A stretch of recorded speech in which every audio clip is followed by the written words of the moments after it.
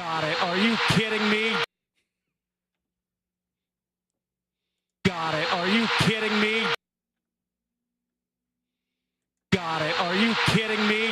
Oh, I'm sorry, Travis. I had to, but that's basically how all of Rip City was feeling as the final shot of regulation went up just a few nights ago in Orlando. Desmond Bane, who had been absolutely atrocious all night long, hits the most important shot of the evening, and the Magic steal one, 115 to 112, dropping the Trailblazers to 5-5 on the season, 0-2 on this 5-game road trip. Now they look to bounce back tonight against the New Orleans Pelicans. Welcome into Blazers Game Day. I'm your host, Chris Burkhardt. If you want to join the conversation with us today, 503-248-0620 is the telephone number. And of course, you can go on over to youtube.com, type in Rip City Radio, and you can join the chat there as well. A very tough game for the Trailblazers. They tried to claw back and stay in it, and just it fell apart late. It was a very, very weird 2 minutes of basketball. The last 2 minutes was wild. I mean, we're talking missed free throws. We're talking weird calls. And it's, all in all, it was just, what in the heck is going on? The Blazers, though, they tried. They tried mightily to come back, and things started to come together late as they started making them push, thanks in large part to guys like Jeremy Grant. Here's Grant with an open look from downtown. Buries it. Good time for Grant to get out of his shooting slump tonight. It's 102-98, a 4-point game. And the Blazers were making a run. There was an 11-0 run late in that game to get back into it. And, you know, Denny Avdia as well doing his best to get the Blazers the victory in that game. Loose ball is controlled by Holiday. Blazers down 5 under a minute to play. Here's Avdia. Gives it to Shaden. Shaden on the wing to Holiday. Fakes, dribbles, steps back, thought about the three, finds Denny from downtown. Buries it. 2-point game. And they kept clawing back. And Jeremy Grant had Portland fans thinking that this one was going to be theirs. Kamara waiting for the ball at the hash mark. He gets it. Throws it into Grant. Grant goes up. Fouled, and it counts. He goes up for the ball. It hits off his fingertips, banks it in, and one. This is the Blazers' first lead since 9:52 to play in the second quarter, a 29-28 advantage. They're up 111-110. And then you run into the situation of, what are you going to do now? How do you continue to defend this thing? You need to make sure that you put yourself in good position, right? And then there was just, it was weird.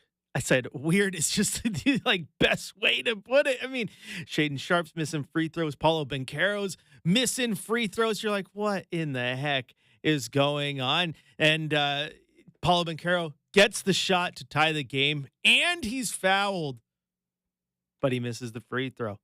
Life is there for the Blazers. The Blazers inbound the ball. Drew Holiday gets fouled? Question mark. It looks like he may have got hacked by Anthony Black, but he loses the ball. Banchero picks it up. The Magic are clinging on the hope.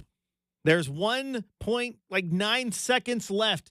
As I said, Desmond Bane, who had struggled all night long, ends up being the guy that they inbound the ball to. We had talked about in the pregame show that he had struggled all year long to find kind of his niche with the Magic. He ended the night 9 of 19, but he was 0 of 5 from beyond the arc. And then this happened. Grant will defend the inbound pass. Still tries to get it in.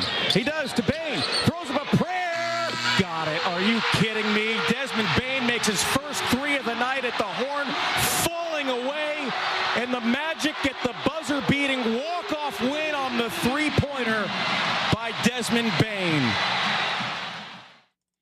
Yeah, Travis, he's done a phenomenal job as the Blazers radio voice, and being in that seat. Not only do you have to call the game, sometimes you have to sum up what it feels like better than anyone else to be a Blazer fan, and he did, because this is how we all felt.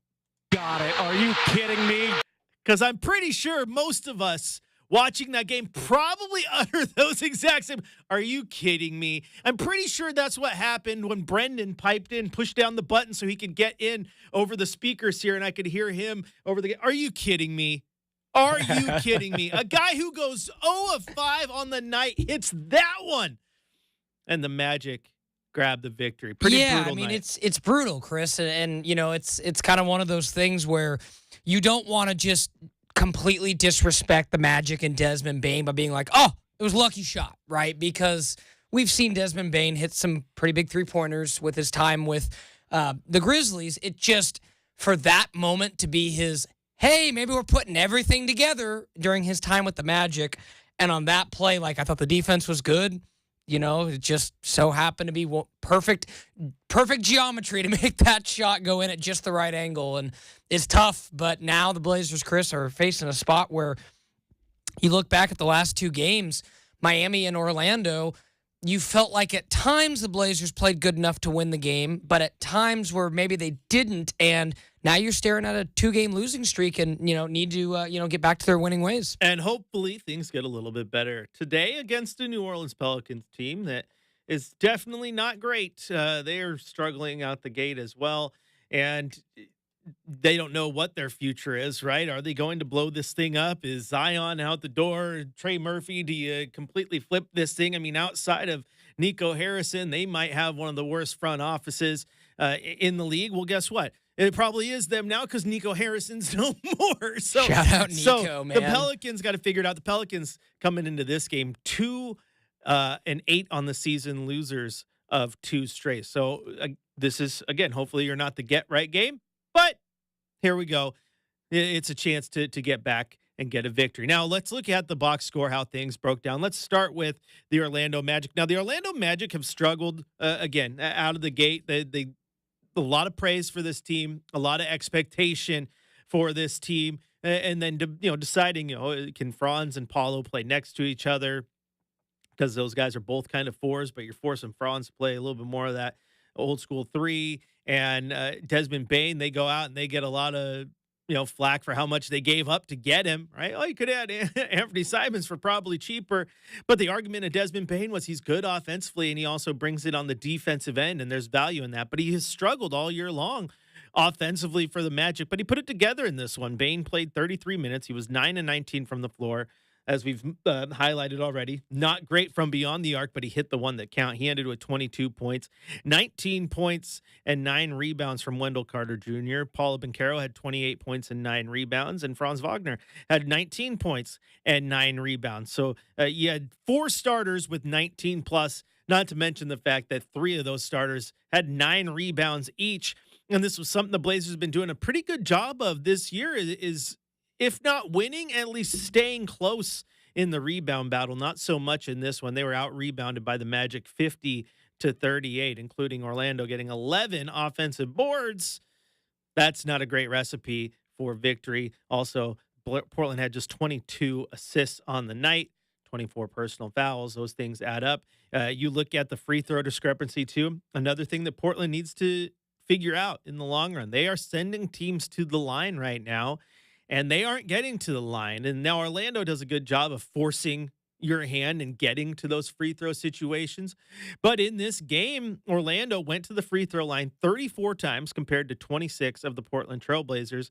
That's just an 8-trip difference. But they shot a better percentage because they made 29 of those 34 attempts, as where Portland just made 19 from the line. So 8 more trips, but they got 10 more points out of it. And in a game that was decided by 3 points, I'm always going to go look at the freebies.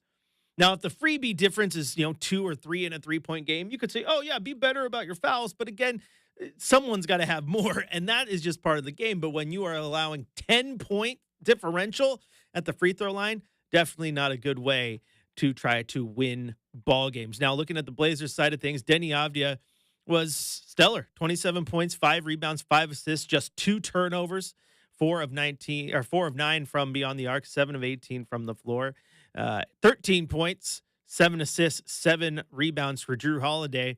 And I'm going to dive in on him a little bit later in the show because he got a ton of hate, and it is definitely not warranted.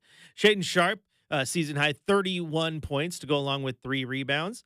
And then 17 points for Jeremy Grant off the bench. You may have noticed that I skipped a few names in there. Well, Toumani Camara was one of them. He is still doing what he does defensively. There's a lot of people trying to say he has regressed. I don't necessarily think he has, but offensively, he has not been great. And in this one, he just contributed 8 points. He was 3 of 9 from the floor, 1 of 6 from beyond the arc. But even more glaring than that performance was the performance of Donovan Clingan. Donovan Clingan did get 9 rebounds to, tie with the other 3 Magic players for the most rebounds of any single player in the game, but 0 assists, 3 personal fouls, no block shots, so he wasn't impacting it there. And then he had just 2 points, right? Like, you need your starting center to give you more than 2 points. 1 of 5 shooting, 0 of 2 from beyond the arc. I mean, at this point, just Donovan taking threes, it looks cute, but it's not going to lead to winning. Get him in the paint, and I've said this over and over again. You are 7 feet tall. You are one of the biggest dudes on the court. Play like one of the biggest dudes on the court. Like, Robert Williams does not have your size. Robert Williams plays bigger than you. Robert Williams, right now, I've said it last season, I will say it again. I think Robert Williams is your best center. He brings it offensively. He's not a slouch defensively, and he's more athletic than Donovan Clingan. Donovan Clingan deserves to be the starter. Robert Williams will push him. Robert Williams has also carved out that perfect niche of being that backup big. But when he gets to the point where he's not bound by a minutes restriction and he's getting more than 15 minutes a night, then you're going to start having that discussion of where you put him versus DC. Because if he's healthy, he contributes. Robert Williams played 15 minutes. Robert Williams was 3 of 4 with 7 points, 4 rebounds. You got to get more than 2 points out of your starting center. Goga Bitadze. I can't say that name. Big man for the Orlando Magic off the bench. Their backup center, he had 7 points. Not good. Not good. You got to get more production out of Donovan Clingan in the long run. But you can look at that. You can look at free throws, and you can see little tiny things that definitely led to the Blazers dropping this game. Little tiny things that I think as a coach, you can go fix. We need to be better at sending teams to the line. We are giving them too many free trips. Let's be better. Let's work on that. Oh, we need to find ways to get Donovan Clingan involved because he needs more than 2 points. Okay, let's go fix that. This is a game that came down to a final shot. It very easily could have been missed and you could have went to overtime, but he made it, and it is what it is. You move on to the next. The next is a New Orleans Pelicans team that is reeling, and if this Blazer team is what they are advertising they will take advantage of this. Now, if you lose this game, then we're going to have to start having some real serious talks because these are 3 teams that you could have beat and should have beat. But we're getting ahead of ourselves. We still got a game to play, and hopefully the Blazers get right tonight. If you want to join the conversation, 503-248-0620 is the telephone number. And, of course, you go to youtube.com, type in Rip City Radio. Join the conversation there where Dennis says you need to stay hungry. Absolutely. Don't forget what your goal is, right? Don't rest on it. You don't have a full belly yet. You're 5-5. 5 wins ain't a full belly. The waiter's coming back to see if you want refills on your appetizers because the entree ain't even ready yet. So make sure you are staying hungry. Kirk also chimes in, rumors Sabonis on the trade market. Yeah, I'll believe that when it happens because I don't think there's ever been a big man rumored to be traded more than Arvydas Sabonis' baby boy, right? DeMontis is always in trade rumors. The only other guy pushing that close to the amount of times that they are in the trade rumor talk is Lowry Markkanen. And we'll talk about that as well. And, of course, Rip City Radio chimes in. All this Burkhardt food talk, that's because Brenden always comes to the studio hungry, except last game. And he's like, yeah, New Orleans is a good food city? Yeah, it is. We'll talk about it here when we return. But we're going to take a break. And when we come back, we're going to head to the coach's corner. We're going to hear what Tiago Splitter said after that game and continue to break down this game and get you ready for Pelicans Blazers, all right here on your home of the Blazers, Rip City Radio, 620.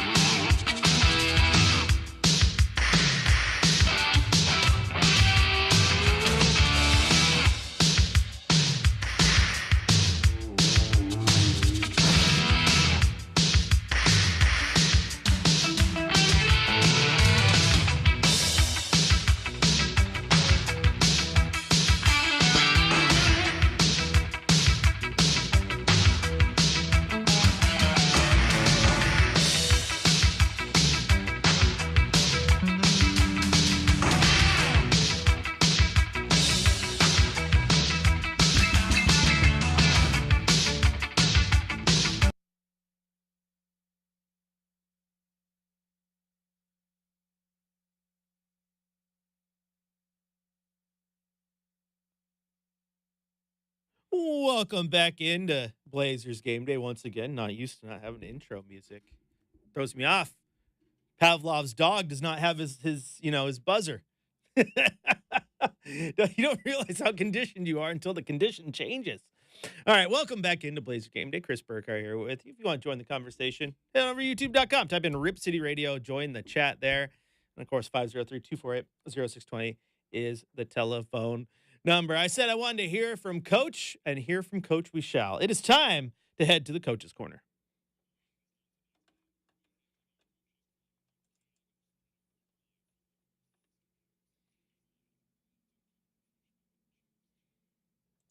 Yeah, that was one of the options. It worked out, but like I said, that's credit to Money Pass and JG to catch it. I mean, that's it. Coach, your Blazers team has a lot of heart. Just talk a little bit about this ball club. You guys are banding together and just competing. Yeah, I mean, I think that's one of the things that I promised when I got here, right? Like, we're gonna compete, and that's what the guys are doing. Now, you're gonna win, you're gonna lose some games. We're gonna stay together. It's part of this game. It's a long season, but this one was hard. This one was hard. Coach, we know that Hanson Young is adjusting to the NBA pace. So what steps would you like to see from him as he works his way to the rotation? How has he been progressing so far from your point of view? He's doing a good job. He's not just on the court, but doing also extra cardio, extra weights, just getting ready for, whenever he's called up to go there and perform. The kid is working. I give him credit. Really appeared like Shane offensively took the game over, put the team on his back. Does that show some growth in his game? Yeah, I mean, it's the first game that I thought that he was really himself and being aggressive, getting to the rim, getting to the free throw line. And he shot, I don't know what he shot today, but, looks better. More, his legs are under the shot. So hopefully we have Shea like this for a long time. And there you hear from Tiago Splitter. And hey, give him credit there. I mean, you hear it. This one's tough. It was definitely a tough game. They played their tails off, and then, a situation late in the game, it got a little crazy. And, I don't like the whole, it's Drew Holiday's fault, right? I said we wanted to talk about that, and I do. Like, yeah, Drew Holiday turned the ball over in a clutch situation. Drew Holiday ended the night with 3 turnovers, every single one of them coming in the fourth quarter. Drew Holiday, quite honestly, is probably one of the reasons you were even in that game in the first place, though. Drew Holiday had a near triple-double. Drew Holiday had 13.7 rebounds, 7 assists, and 2 steals, and a blocked shot. He was playing his tail off. But it's easy to look at what happens in the last play and then highlight that that's the reason you lost. Okay, like, go back to the Oklahoma City Blazers bad shot game for a second. It's 2019. That bad shot by Dame's absolutely incredible. It's not the reason OKC lost. There was a lot to it through that entire game that led to that. It's the visual that you see, and so it does carry weight. And the visual of Drew Holiday turning the ball over carries a little bit of weight if you're a fan. It's like, oh my gosh, why? He's terrible. No, he's not. He has been great this year for you. You take the good with the bad. The bad just came in at absolutely terrible time for Portland because there was no more time to rebound from it. But I can also argue that it did look like Anthony Black got him across the arm. And then he loses the dribble. Maybe a little bit of confusion. Don't know if he was trying to go to a handoff to Shea, and that kind of got blocked off by Anthony Black at the same time. Then he tries to split the defenders, turns into a turnover. Paulo Banchero's in the right place at the right time, scoops up the loose ball, and boom, gives the Magic a chance. That was a heck of a play by Banchero. He played clean defense that whole time. But I can't sit there and look at that one turnover and think that Drew Holiday was terrible when he was one of the best Blazers on the floor for you all night long. And he has been all year long. If you take Drew Holiday out of this equation right now, you are effed. You are so screwed. You have nobody else who can carry that ball as a true point guard. And, that also, he's shown moments, Chris, of, I think Denny's kind of been the lead guy in that regard, but I think back to that step back three-pointer he hit against the Nuggets to kind of help seal that victory, or, somewhere along those lines. It was a huge shot. And, he's kind of, at times, perhaps your most seasoned alpha. Well, he is. And it was 3 straight three-pointers from Drew Holiday that got you back in the game against Oklahoma City. Right. Yes. So, I mean, he has won you ball games. And again, if you take Drew Holiday's performance out of that game, 13 points, 7 assists, that's at minimum he contributed 27 points to the cause. And those rebounds on a night when you were struggling to rebound the basketball, when a point guard was your second leading rebounder, you're run out of the gym. So I don't like piling on to Drew because he had one bad turnover there in the waning seconds of the game. It does suck that he had 3 turnovers, all of them in that fourth quarter when you're trying to win the game, but also the team's pressing a little bit. They're trying to make plays. There's just so much that leads to it. Drew Holiday was not the reason the Blazers lost that ball game. It's a completely different ball game for one. If Paulo Banchero just hits any of those 3 free throws, different little ball game. If Shaedon Sharpe hits his free throw, there's so much you can look at. I mean, it's a different ball game if Shaedon Sharpe doesn't have to go to the line for 2. He only has to go to the line for 1 because they absolutely botched a goaltending call. There's so much that plays into it. I just find it hard to look at Drew Holiday's performance and say that he's terrible. Get him off my team, like I have seen people say. Honestly, no. If Drew Holiday's not on this roster right now, there ain't no way you're playing 500 ball. You are in trouble. He's been great. Hopefully he bounces back tonight against one of his former teams, the New Orleans Pelicans. This is Blazers Game Day. If you want to join the conversation, 503-248-0620 is the telephone number. And you can also go to youtube.com and get in on the conversation. Or just type in Rip City Radio. Or Marcus says, well, maybe Drew is showing his age a little. A shame they have to lean on him so much. Can't wait for Scoot. And Marcus, to your point, I don't like this team has to rely on him right now. I don't think that was supposed to be the case going into the year. He may have been the starter still, even with a healthy Scoot Henderson. But without Scoot Henderson, then yeah, you have one point guard right now that you can trust, and that's Drew Holiday. Now, you fast forward to next year, if you have a healthy Scoot and a healthy Dame and you still have Drew on the roster, now the amount of pressure on Drew's shoulders is absolutely alleviated because you have 2 guys who are absolutely phenomenal at running offenses. Dame, one of the best pick-and-roll guards of all time. Scoot Henderson, who has proven multiple times that he can run an offense in the half-court set. And he was only getting better, which makes the injury bug hurt because it was a chance to see him really thrive this year. But you get those 2 guys in, and then, yeah, you aren't having to rely on Drew. But you're not having to rely on Drew because, hey, we got nothing else. Like, we just have to rely on him. Like, you have guys, just the injury bugs hurt you.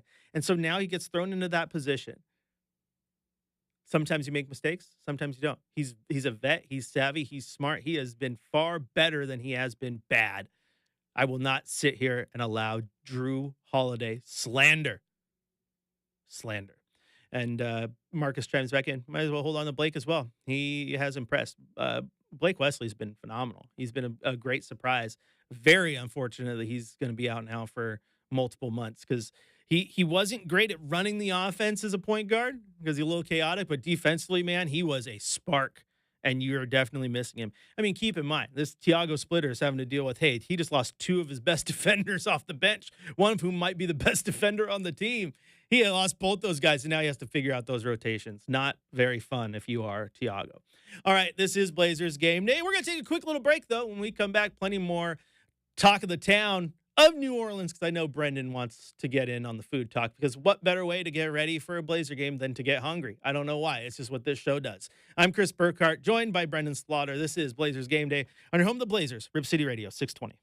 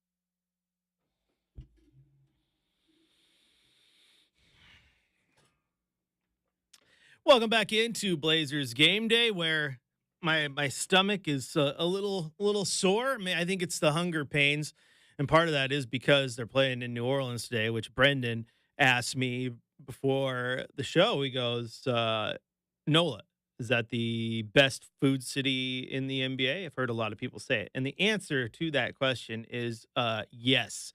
I don't think any other city comes close. The food in New Orleans, Louisiana, is so good, Brenden, that you can go to the worst spot in town and probably still have a good meal. Yeah, I mean, it's as someone who is a self-proclaimed seafood buff, Chris, it's certainly on my bucket list as far as, the crawfish, the shrimp, the boils, the corn on the cob, all that stuff, the Cajun. A good shrimp Creole. Oh, God. yeah. And then add in too, Chris, then after I ate that, you probably would have to drag me out because I'd probably eat like 24 beignets too. So, I mean, I'd be all over the place. Yeah, it's pretty good. It's pretty good. I went to a place, like we got in right as they were like getting ready to close, and they still served us. And I'm pretty sure like I had the rice off the bottom of the bottom of the rice cooker there because it was a little hard. It was still like I wasn't even complaining. Like a lot of people be like, "This is like," it wasn't every bite. There was just a couple of kernels. You could tell it came from the bottom of the rice. Like they timed it out right. It was the end of the night, and I'm just like, the sauce and like the flavor is just so good that like. This is not ruining my meal at all. Like it was so darn good. And I went to a place to get po' boy. It was like this little market that you had to like the locals will hit it up, but it's like you just go past the French Quarter and it's just there in the neighborhood, and it's in this like little tiny mart, like the one you see in the movies where like the aisles are so tiny that you almost have to like walk sideways in them because if you're too broad, you're gonna knock stuff. And you have to walk all the way to the back, and it's cash only, little hole in the wall, best po' boy you've ever had in your life. Like New Orleans is great. Getting some going to you got to hit up even though it's touristy. You got to hit up like Cafe du Monde, get some beignets there. Little midnight run to the beignet joint and. Oh, yeah. I mean, just talking about it, Chris, if I was a professional athlete who had millions of dollars, I think it'd be really hard to not want to eat my way through the city. So, there is that, maybe taking a shot at somebody. I would be friends with many a business owner. Let me tell you what. Like Red Fish on Bourbon, right there on Bourbon Street, is a really good spot. That's why I had some alligator gumbo. Ooh, okay. I wouldn't be opposed to that. Alligator is very good. I've never had it, but I've seen people and people been like, it tastes like chicken. That's it tastes I've heard that a time or two. Tastes like chicken is always the go-to. Everything tastes like chicken, but no, you get good texture. It's not like gamey or anything. Sure.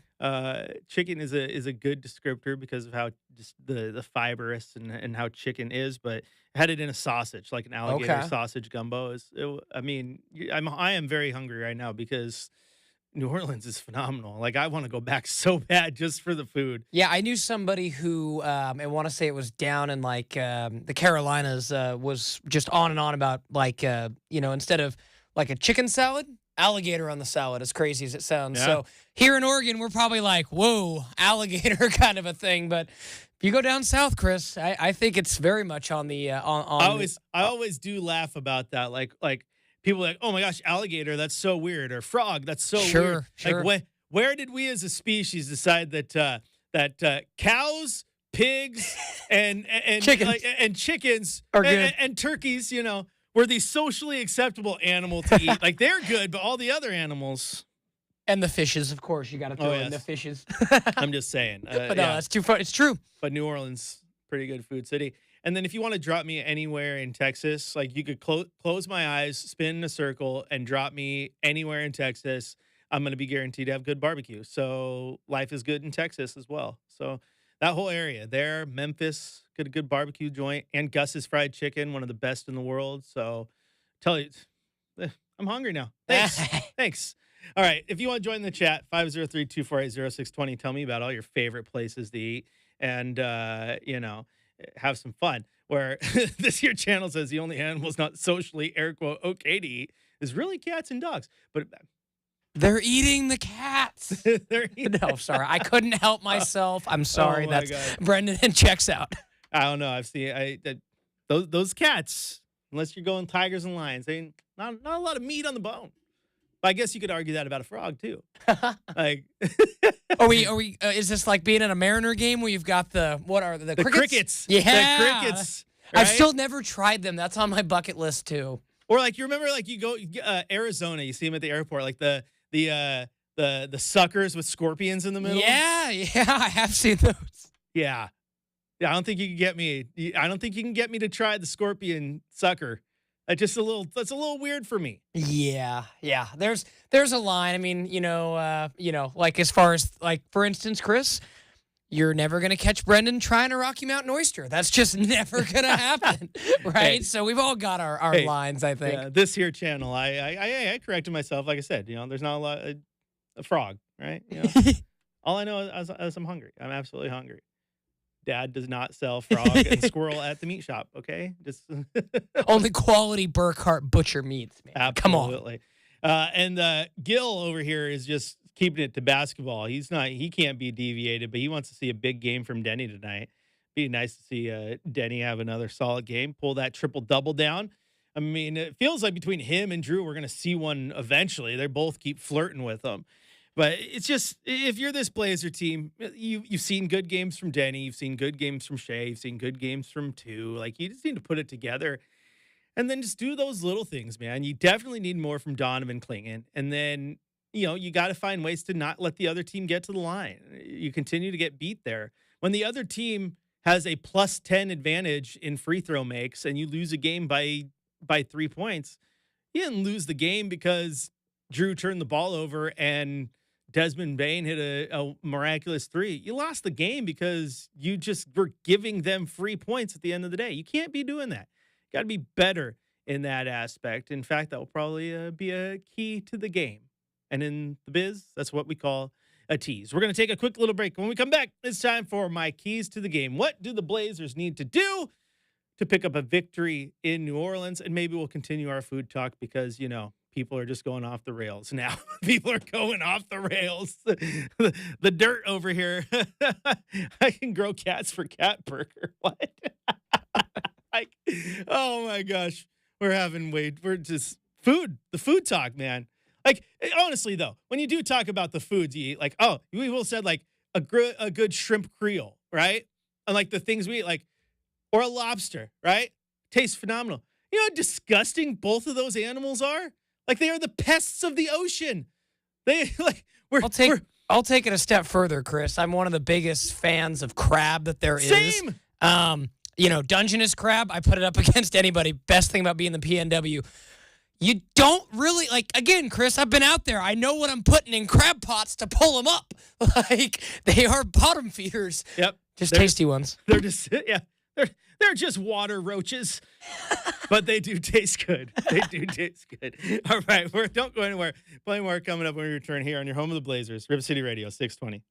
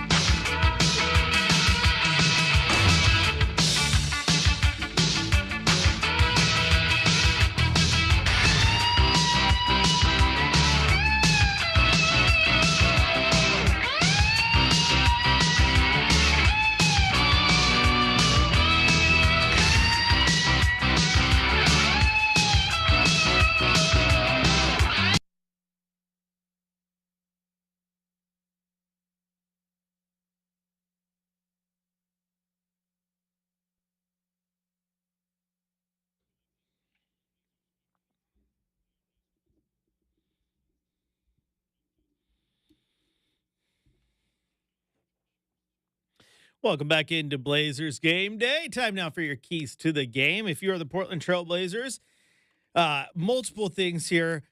First off, though, defense, lock it in.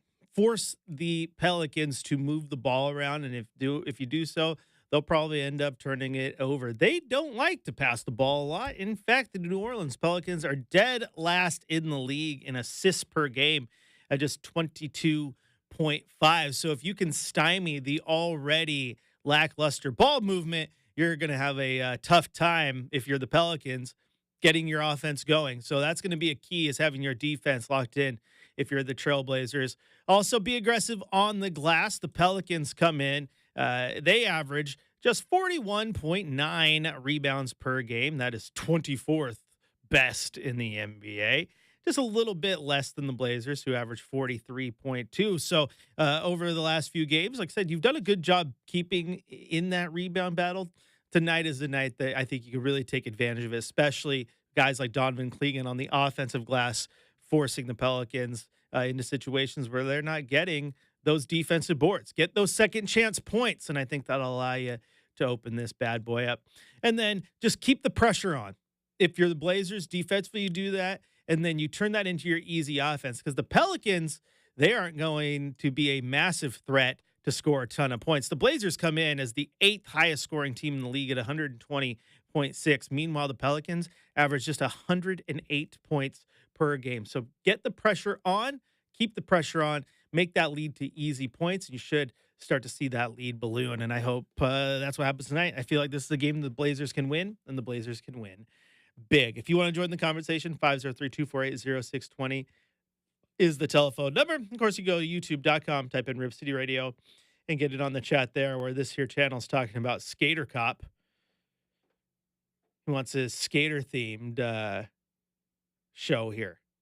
And don't think that I can't bring the skate talk. I grew up in the Tony Hawk Pro Skater generation. I was glued to my television watching that man hit the 900 in the X Games, right? Guys like Tony Hawk. Bucky Lassick was a fun name too, right?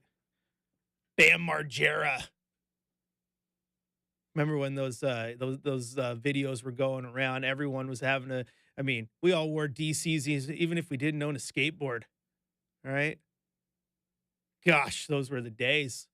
The Tony Hawk game was fun. I remember playing that growing up on the old PS2, Chris. That was fun. Oh, yes. Oh, yeah. The remake was fun, too. Yeah. They were fun. Eric Costin, that's another good name. Oh, my gosh. Those games were fun. Skating was fun. It took over for a little bit. I had myself a nice deck. That's right. I know lingo. I couldn't kick flip, but I could ollie pretty well. There was no pop shove. It's no grinds. None of that. No manuals up in here. But I did look good. Dressed good. Got a nice board. Went to the skate park. Clammed up because I knew that I was a poser. Oh, man. It was the days, though, man. To be a teenager again. To be a teenager. But enough skate talk. Back to the Blazer talk. The Blazers just desperately, they need this game. You can't go to 0-3 on this trip. Then you turn around and you have Houston on Friday and a cup game, so that's a big game. But things were looking good. You entered the trip in a good spot, but now you're sitting at 500 on the season because these last two games that were tough games. A Miami team that is good, not great, but and beatable. A Orlando team that you definitely probably should have beat, and then you lose in the way you did. You got to find a way to get this game today. You can't go 0-3 on this trip, hand the Pelicans just their third victory of the year, and then try to go get a game in Houston in a cup situation. At that point, you might be looking ahead in the Dallas 0-4 on the trip, and that's definitely not what you want. Now you get to go to Dallas. On the plus side is Dallas has struggled out of the gate as well. They are sitting there as the second worst team in the conference, just behind those pesky Pelicans that we talked about. But they're kind of imploding in the behind the scenes, right? Nico Harrison getting fired. I mean, who saw that coming? You traded Luka Doncic. Now, no disrespect at all. No disrespect to Cooper Flagg. But Cooper Flagg might not, even when he hits his prime and be at his best, be anywhere close to Luka. They traded a guy who is in the conversation for like best player in the league, not best player on his team. Luka Doncic right now is having his revenge season. Through 7 games played with the Lakers right now, he is averaging 37.1 points per game.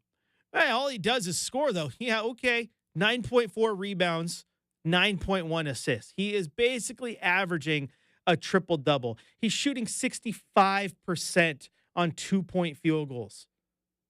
He's shooting 49% overall. He's having an MVP start to the season, and you traded him away for Anthony Davis and nothing else, really. Oh, you got a pick in there. They weren't trading him for Cooper Flag. Keep in mind, they went in with the 11th best odds. They beat the lottery. They got lucky with a capital L. That capital L now is just filling up their win-loss column instead. But they got lucky. That was a bad trade at the time, and hindsight will probably make it a bad trade as well. I mean, again, we're talking about Luka Doncic right now playing at an unreal level.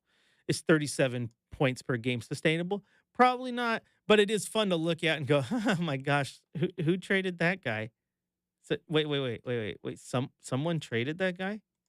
Oh my gosh. You mean he wasn't drafted by LA and has played his entire career there because the Lakers like, oh my gosh, this guy's really good. We should never trade him. Someone did that? Another team drafted this guy and thought it was a good idea to get rid of him? Okay. Oh, hope that guy got fired. Well, guess what he did? He did. Luka Doncic, 37.1 points per game, the number 1 scorer in the league. There are a handful of guys, 7 to be exact, averaging 30 points per game. Funny enough, one of them is on his team right now. Austin Reeves averaging 30, Donovan Mitchell averaging 30, Ben Mathurin at 31, but he only played 2 games. Tyrese Maxey, 32, Shai Gilgeous-Alexander, 32, and Giannis Antetokounmpo, 33. So yeah, Luka Doncic, what an absolute start to the season for him. And yeah, rub it in a little bit. Rub it in. Sorry, Nico. I mean, God, what was he thinking? That trade was so dumb. That was so dumb. Oh, anyway, Blazers, Pelicans coming at you. It's going down here tonight in a little over an hour. Brenden and I got to leave because we got to go get food. We have made ourselves hungry. But you don't have to leave because coming up next across the Trailblazers audio network, it's the Trailblazers pregame show with Chad Doing. And then immediately following, you'll have tip-off with our guy Travis Demers on the call. And when it's all said and done, come right back here for the 5th quarter, where hopefully we're breaking down a Trailblazers victory. Rip City, I'll talk to you after the game.